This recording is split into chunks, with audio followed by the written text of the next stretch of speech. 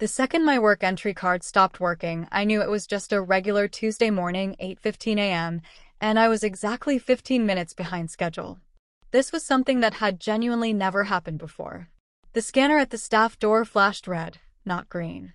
Red again. I swiped it a third time when someone from the HR team walked by with a look of sympathy.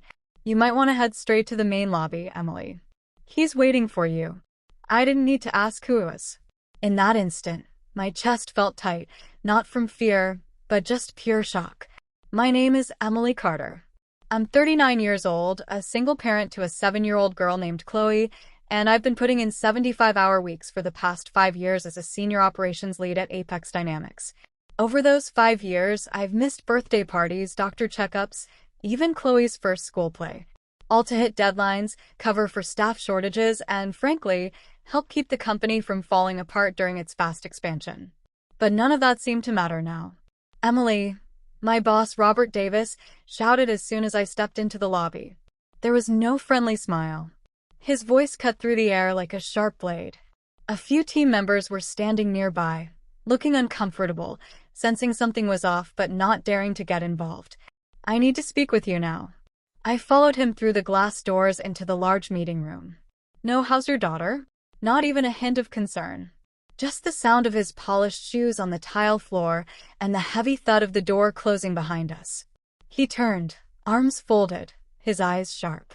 "You were 15 minutes late." "I know. I am so sorry. Chloe had a high fever last night. I called the nurse twice and didn't get any sleep. I got here as fast as I could." Robert didn't even react. "So, that's the excuse." I stopped confused. "Excuse?" "Robert, I have never been late."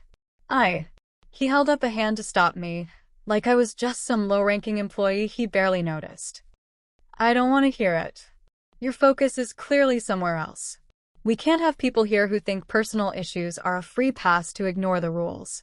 I just blinked. I've worked 75-hour weeks since 2018. I haven't used a single sick day. I haven't even taken a full vacation since I started. And last month, when the system crashed at the Texas branch, I stayed in the office for 48 hours straight. "And now you're late," he cut in, his voice cold and steady, "and you're getting emotional, which tells me everything I need to know." He took something out of his pocket, a device used to turn off work IDs remotely. I'd only seen it used once before, for very senior people being let go. With a click and a quick red light flash, he looked right at me and said, "Your ID has been deactivated. Security will escort you out." The room went silent. I didn't cry. I didn't yell. I didn't even flinch. I just stared back at the man I had given 5 years of my life to. The man who had praised me for saving multi-million-dollar contracts. The man who used my name in company updates as a perfect example of dedication. I stood up straighter, nodded once, and said, "Understood." He looked disappointed, like he expected me to make a scene, as if drama would somehow make the public humiliation he'd just caused acceptable. Instead, I walked out calmly, past my colleagues, past the front desk, past the floor where I'd spent countless nights on client calls and fixing problems. I didn't make eye contact with anyone, but I could feel the quietness in every area I passed, tight, heavy, filled with disbelief. Security followed me to my desk as I packed up a framed photo of Chloe, 2 notebooks, and a small half-dead desk plant I'd somehow kept alive longer than I'd been at the company. No one said a word, but a few people had tears in their eyes. A few people knew this wasn't just about being a few minutes late. This was personal. Robert had been looking for a chance like this, and I'd just given it to him, thanks to a sick child and a 15-minute delay. As I walked out of the building, the cool spring wind hit my face, and I felt a wave of shame wash over me, not for being fired, but for how easily I was discarded. 5 years of hard work wiped out in one morning. At home, Chloe was curled up on the sofa under a blanket, watching cartoons. Her cheeks were pink, but her fever had gone down a bit. I sat next to her, kissed her forehead, and smiled. "You're home early," she mumbled. "Yeah," I said softly. "I get to spend more time with you today." But as I sat there looking at the photo from my desk, now sitting on the coffee table, my phone vibrated. A message pop-up showed on the screen from Michael Chen, head of global operations at Zenith Innovations. Subject: urgent. Can we talk today? I stared at the screen, my heart pounding faster. Robert had no idea what was coming. I stared at the message from Michael Chen for a few long seconds, the words blurring on the screen. Urgent. Can we talk today? The last time I talked to Michael was over a year ago during a big project between Apex Dynamics and Zenith Innovations. He had been impressed with how I sorted out a complex supply chain mess that put a $6 million deal at risk. At the time, he called me the calm center in a storm. We'd stayed loosely in touch. A quick message on social media here, a nod at a work event there. Nothing personal, nothing deep. But now he was reaching out with urgent in the subject line on the exact day I was fired. That wasn't a coincidence. Still in my work clothes, I went into the kitchen and poured a glass of water, trying to clear my head. The image of Robert's pleased face flashed through my mind again. The click of that ID device, the quietness in the office as I walked out. It wasn't just being fired. It was like an execution. Quick, cold, and very public. I picked up my phone and dialed. Emily. Michael answered right away. His voice was clear and businesslike, but not unfriendly. Is now a good time? It is, I replied. My voice was quieter than I meant it to be. How can I help you? I heard what happened this morning. Of course he had. News always travels fast in this line of work, especially when one of the best managers in the region gets fired like they're a security risk. I'm sorry it happened that way, he went on, but I won't lie. It moved something we've been talking about here at Zenith Innovations to the top of our list. I blinked. Internally, we've been keeping an eye on your work for a while, Emily. You built Apex's operations side from a messy system to a smooth, data-focused process in less than 2 years. You turned their East Coast department around in 2020. And you're the main reason that fix in Texas didn't cause problems for the whole southern area last autumn. I swallowed hard. I'd always known I did good work, but hearing it listed out like that, like proof in a trial, touched something deep inside me. We want to talk to you about joining us, he said directly. We were planning to approach you later this quarter, but now that you're available, we'd like to speed things up. My mind was buzzing with countless thoughts, but I stayed calm. I appreciate that truly, but I'll need a day or two to take everything in. Of course, Michael said. We'll set up a call for Wednesday at 11:15 a.m. Just know this, what Robert did wasn't just mean. It was foolish. His loss could be our gain. And I'm not just saying that. I have approval from our leadership and budget set aside. This is serious.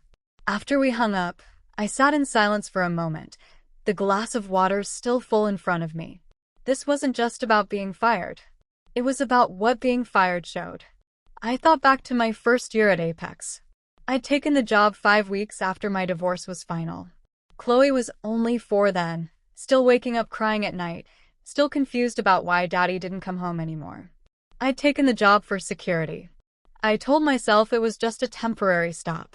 But when Robert promoted me after only 9 months and started calling me his go-to person for problems, I leaned in. I gave more. I stayed late. I said yes to everything. I remember the winter of 2021. Chloe caught a bad bug and I worked remotely from the hospital room while she was on oxygen. Robert called me 4 times that night, not to ask how she was, but to get updates on a shipping delay from our warehouse. I gave him the updates. I didn't push back. I thought being loyal would pay off. Last year, when our department hit its best performance score in company history, I stayed up late in the evening building the presentation he used to impress the leadership team. He didn't even mention my name. But I told myself it didn't matter. One day it'll be worth it, I kept telling myself, until it wasn't. Until 15 minutes of being human, of being a mother, wiped out 5 years of being like a machine.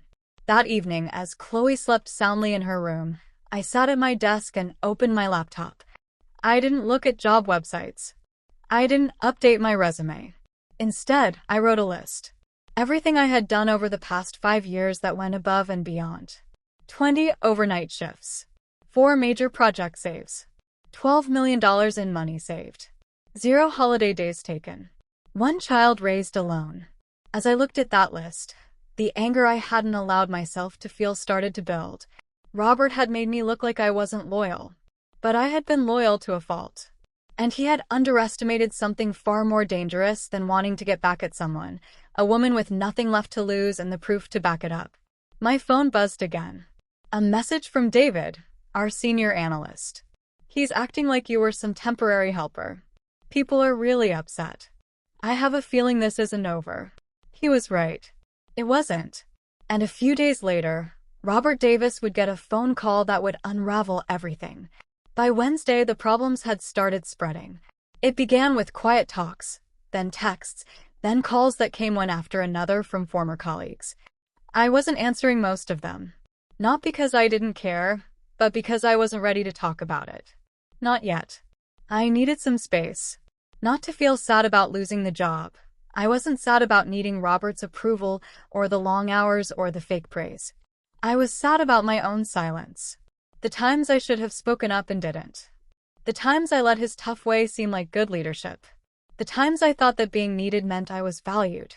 But the people I had worked alongside, the ones who had seen me carry that department week after week, they weren't staying quiet. David was the first to call again. I answered this time. "Hey," I said, sitting down on my living room sofa. Chloe was taking a nap, finally free of fever. The house was quiet for the first time in days. "You need to know what's happening," he said right away. "There was a meeting this morning. Robert blamed your firing on, get this, being late often and not following orders. He said you'd been warned many times." I sat up straight. "That's not true." "I know. Everyone in that room knew. You've never even been late before." The HR person looked shocked. Someone asked to see the proof and Robert said it was private. The feeling in the room was strange. A few of us looked around like, are we actually letting this happen? Are people believing this? He sighed.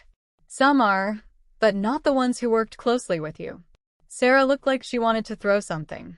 "And the newer staff, they're scared. If they can fire you like that, what does that say about the rest of us?" That was the main point. My firing wasn't just unfair. It was a warning. I think David and hung up. My mind was racing. Robert wasn't just trying to make me disappear. He was trying to change the story, taking control of what happened before someone else could, before I could. But what he didn't know was that I wasn't interested in fighting publicly. Not yet. Because the best kind of fairness doesn't come from shouting. It comes from choosing the right time. By Thursday morning, my phone vibrated again. This time with a meeting invite from Michael Chen's assistant. Video call, 11:15 a.m. I logged in 15 minutes early, my hair tidy, wearing a clean shirt, coffee in hand. Professional, calm, and ready. At exactly 11:15, Michael appeared on screen with two other people. Lisa Kim, Zenith Innovations Chief People Officer, and Ben Carter, Head of Big Picture Operations. All names I recognized. All people who make decisions. "Emily," Lisa said warmly. "Thank you for taking the time. I'm thankful for the chance." Michael got straight to the point. "We'd like to formally offer you a job, Director of Big Picture Logistics. You'd be leading teams across different departments and starting our plan to make things better nationwide next quarter." I blinked, the words coming faster than I could fully grasp. "The pay is very competitive," Lisa continued, "but more importantly, we care about work-life balance. Your schedule would be flexible, working from home when needed. We understand your role as a parent is part of who you are, not something that gets in the way." That's when it happened. Tears came to my eyes, sudden and unstoppable. I turned away from the camera for a moment, feeling embarrassed. "I'm sorry," I whispered, quickly dabbing my eyes with a tissue. That's the first time anyone has said that to me, that being a mom wasn't a problem." Lisa's smile softened. "It's not. It should never have been." I accepted the offer right away. Not out of wanting revenge, not to prove something, but because for the first time in years, I felt like a person, not just a working machine with a job title. That afternoon, the rumors at Apex started growing quickly. A message from Sarah popped up.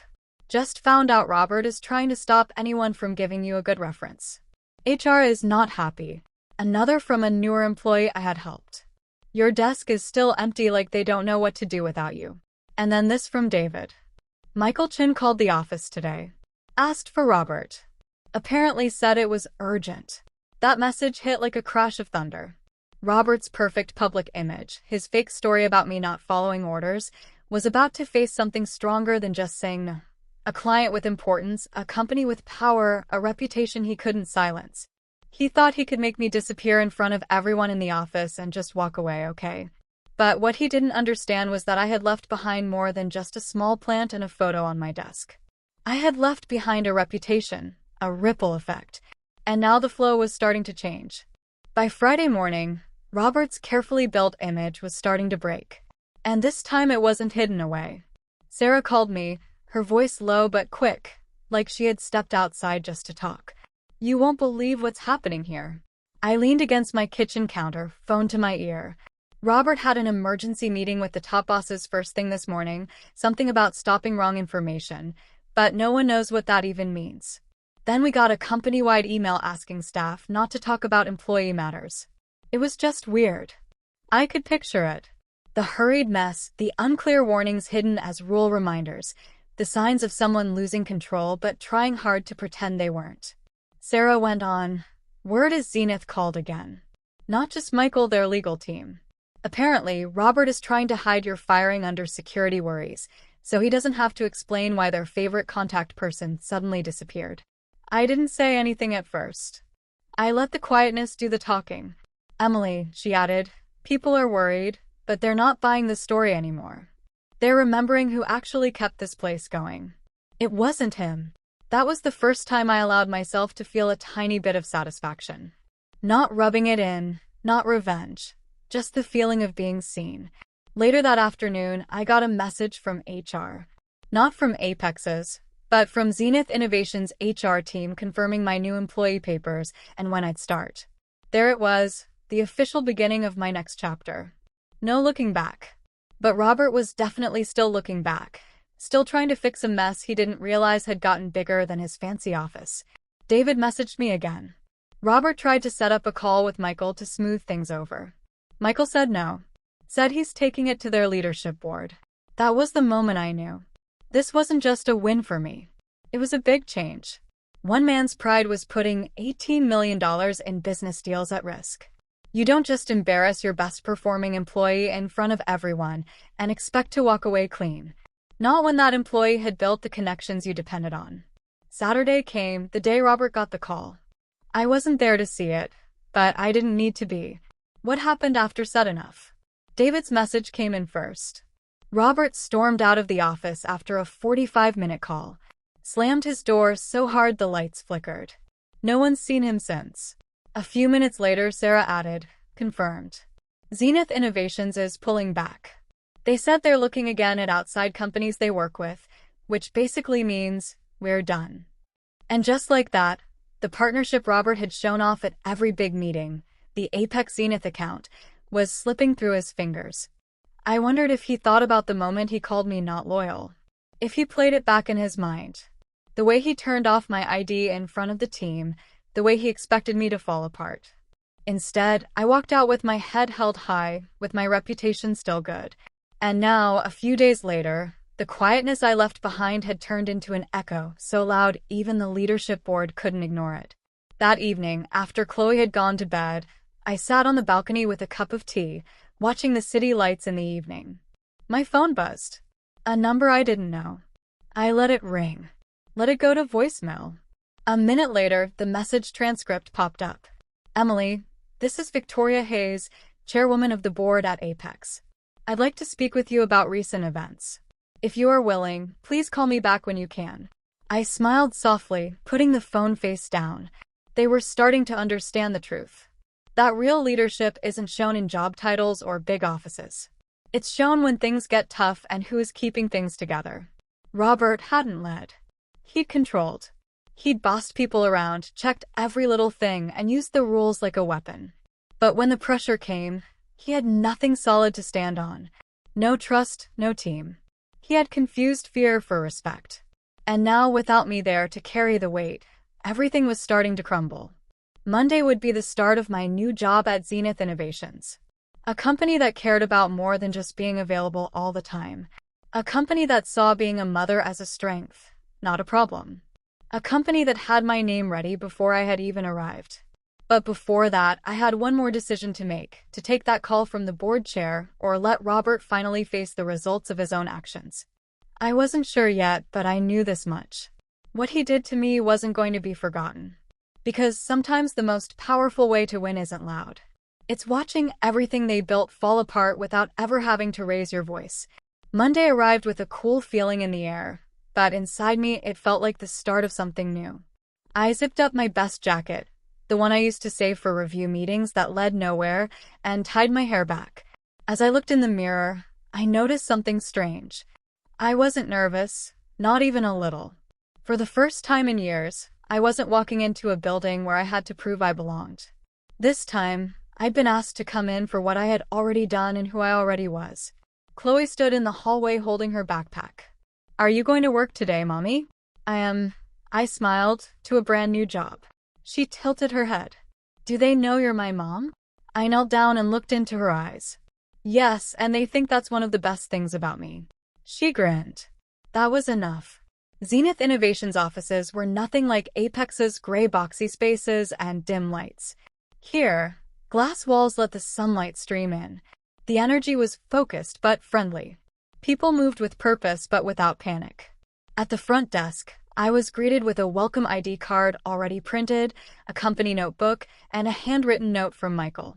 "Emily, we are so happy to have you. Your reputation got here before you did. Let's build something great."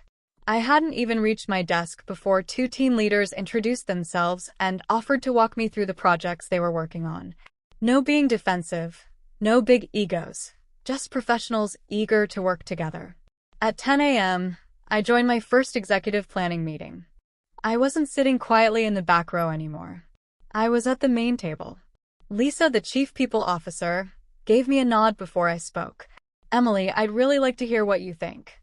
I opened my notes calmly. Years of getting ready for this moment now came out easily, like second nature. I showed a plan I had created over the weekend to help Zenith Innovations review outside companies they work with more efficiently. Something that had taken Apex months to even begin thinking about. When I finished, the room was quiet for just a second. Then came nods, then questions, real ones, ones that made you think, and then Michael leaned back and smiled. "Exactly why we hired you." I wasn't holding my breath waiting for approval anymore. Meanwhile, back at Apex, the quietness I had left behind had turned into noise. Sarah messaged me during lunch. 4 people quit this morning, one from buying, one from logistics, one from IT, one from sales. They all said the same thing when they left. Emily was the reason I stayed this long. And then, Robert's office door is still closed. No one's seen him since Saturday afternoon. Word is the board is looking at certain decisions. Whatever that means. I didn't reply. There was nothing left to say. The domino effect had already started.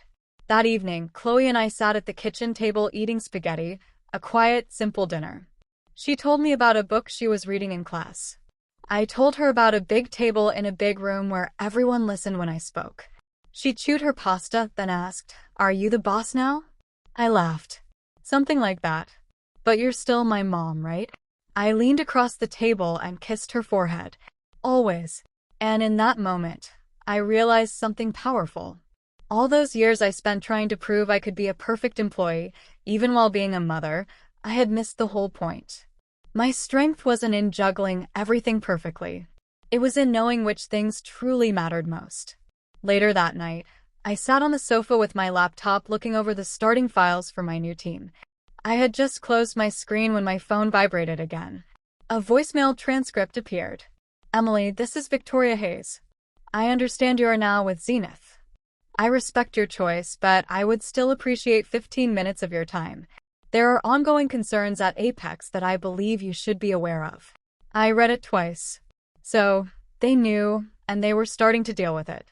Robert hadn't just made a bad call.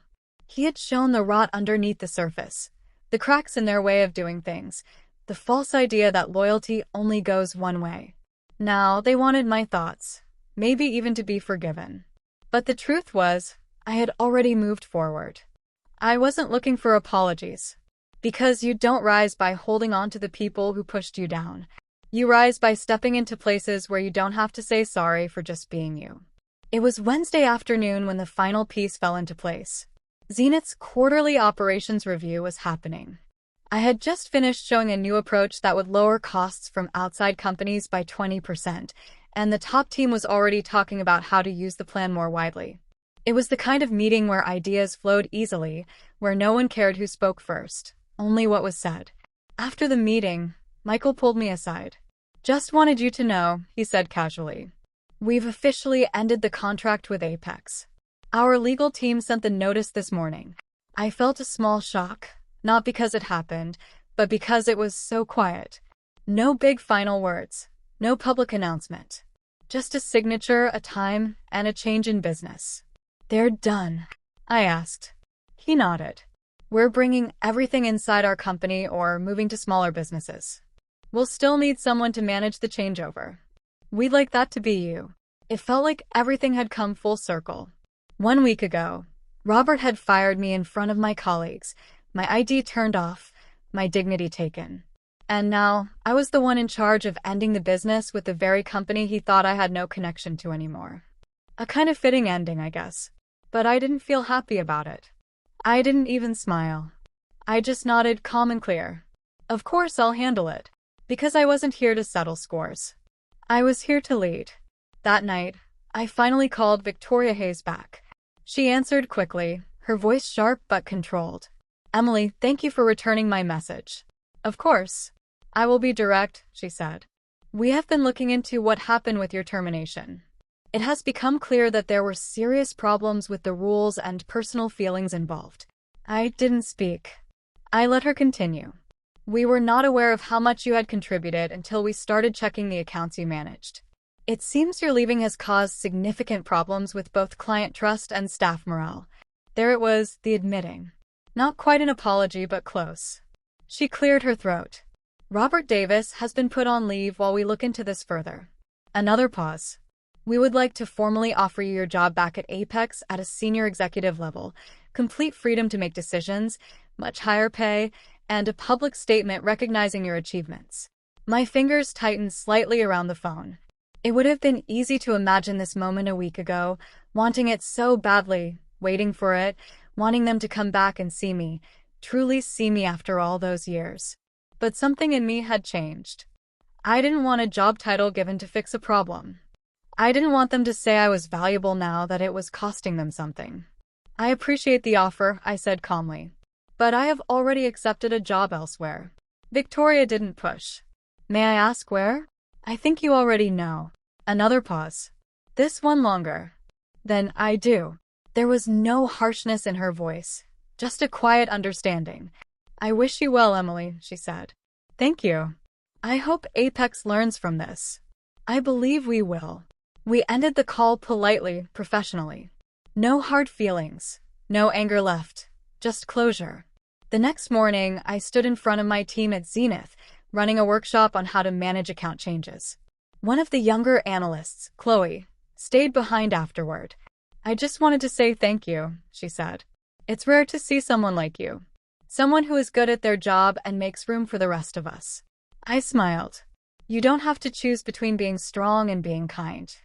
That's something I learned the hard way." She nodded thoughtfully before leaving the room. As I packed up my notes, I looked at the large windows showing the city skyline. For the first time in years, I wasn't looking out, wondering if I belonged somewhere else. I was already there. Later that week, I received a package. No sender name. Inside was a small square box. I opened it to find my old desk photo, the one of Chloe and me, perfectly fine. Taped to the back was a handwritten note on company paper. "For what it's worth, you were never unseen. We just didn't have your bravery.